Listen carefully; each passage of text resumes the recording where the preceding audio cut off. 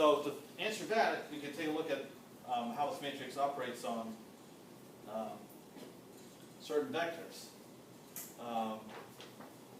Okay. So if I take P and apply it to the vector V itself, so that would be identity minus 2V transpose times V. So I go ahead and distribute that. So that's V minus 2V, V transpose V. But like before, V transpose V is 1. So I get V minus 2V. So I get minus V. So P has so household reflection using a vector V happens to negate V. But what else does P do? Let's suppose I have a vector X that is orthogonal to V. And I see what is P times X. So same thing, 2V transpose X. So I distribute this, I get X minus 2V transpose X. And I group things the same way, but if X is orthogonal to V transpose X is going to be 0. So I just get X. So notice it preserves everything that's orthogonal to V. V itself, it negates. So that's actually why it's called a reflection. So geometrically what's happening is P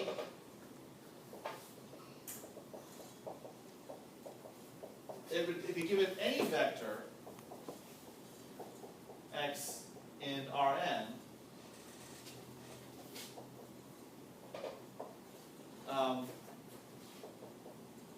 it reflects across the hyperplane. By hyperplane I mean a subspace of dimension n minus 1 that is perpendicular to V. So this is the action of a household reflection on any vector in space. So V is the normal to the hyperplane. Okay. Now, so what we want to do with a household reflection is we want to be able to use it to 0 entries below the diagonal, just like we use Gibbons rotations for. So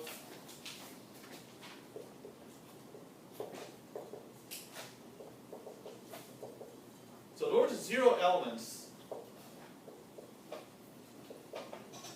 using P, what I want to do is following. Suppose I'm given a specific vector X. I want to choose my vector V for my household reflection so that P times X is equal to some multiple of E1, which is just going to be a vector that has alpha as the first component, and then all other components are going to be equal to 0. So in other words, if I'm given a vector X, I want to 0 out everything in X except for the first entry.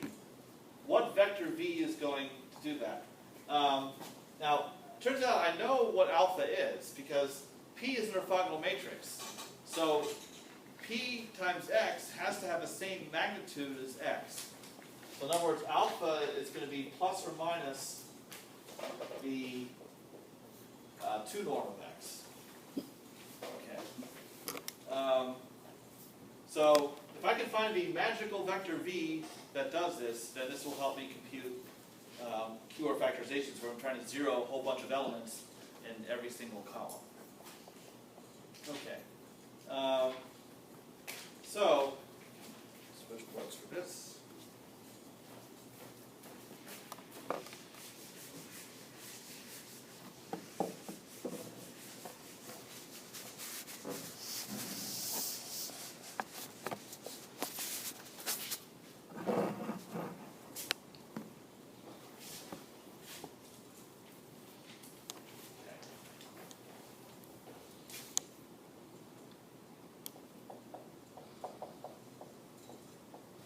So to find v,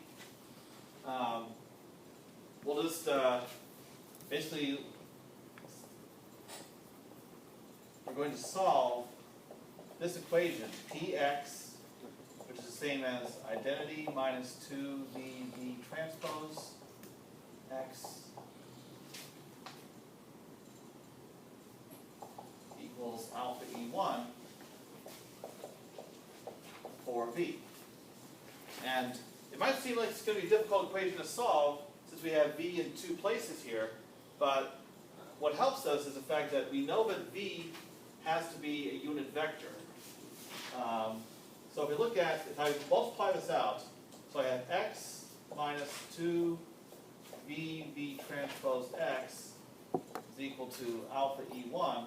But now I'll just rearrange this. So I have x minus alpha E1, and I guess I know what alpha is up to a sign, is equal to, actually, I'll go ahead and divide by 2. And I have v, and then I have v transpose x. Now, the thing is, even though I have v in two places here, since v has to be a unit vector, from this left side, what I have here, what's very important is this is a multiple of v. So, from the left side, I know the direction of v at least. So all I have to do is normalize this, and I have v. So, in other words, so v is x minus alpha E1 divided by its 2 norm.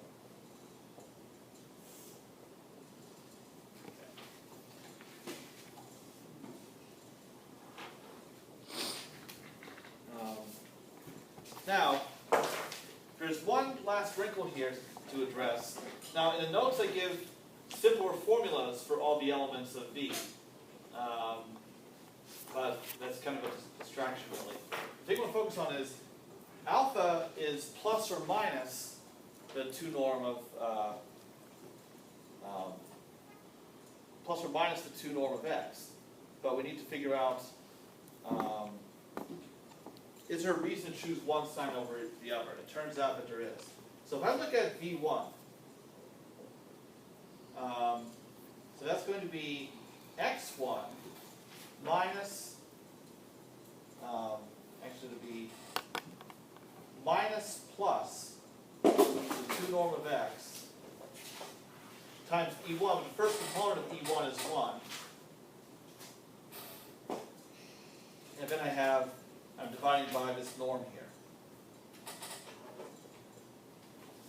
Now,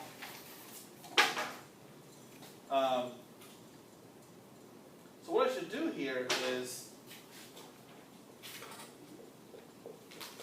choose a sign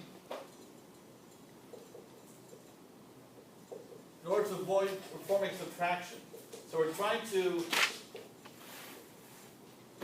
make sure we don't have catastrophic cancellation. Because, for instance, what if the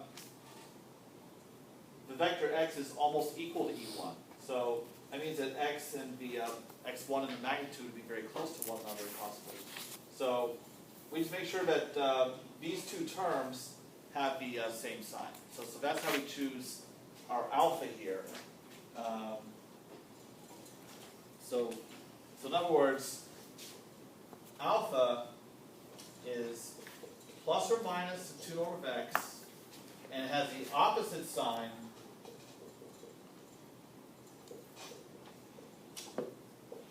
of x1, because in this formula it's being subtracted, so the two terms will have the same sign.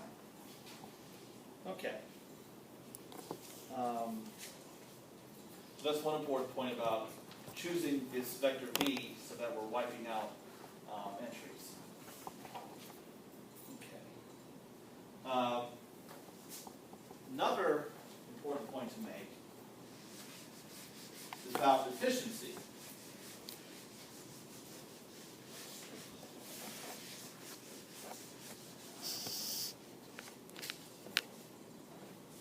Because what what we're doing is we're building our household reflection, and then we're multiplying it by some vector x. Now, how many operations does a matrix vector multiplication normally take? Matrix vector? Yeah, matrix vectors. Order. In Yeah, order n squared. And actually the leading term would be around 2n squared.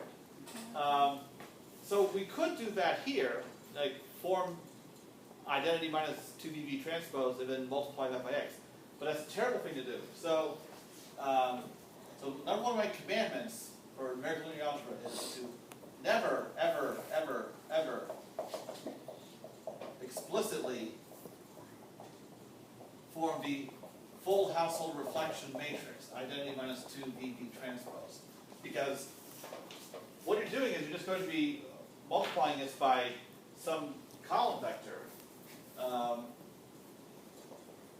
So what you should do is keep in mind what does px look like. That's going to be x minus 2v v transpose x. So you perform a dot product. You multiply v by twice that dot product, and then you subtract that from x. So, so computing all this requires only about 4n operations. So because of a nice form of a because of a nice form of a household reflection, we can save an order of magnitude from matrix vector multiplication. Because what is a household reflection? It is a rank 1 update of identity. And so we can take advantage of that form to save some time. Okay.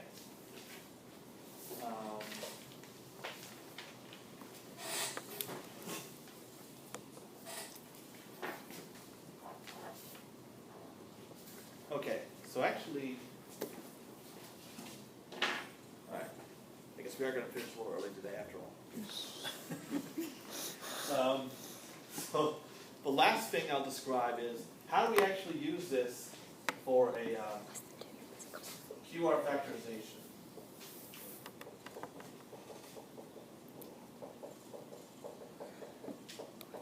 And I'll have this posted on the site as well. I should check to make sure it's actually there. House QR, one word, bless you. House QR.m performs QR factorization using household reflections instead of Gibbons rotations. So, so what I do is we'll go through columns. So count 1 up to n, going from left to right, and hopefully I can squeeze this into space. I think I can. So what you do is for each column, now we have our initializations as always. So,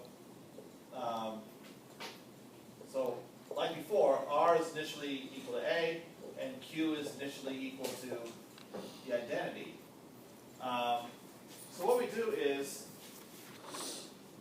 I have a separate function, which I should also make sure is on the site. That's just called house, and it makes the vector v for the household of reflection. And what the vector we're working on, the x that we're providing, is from a matrix R, we take rows j plus 1 down to the bottom in column J.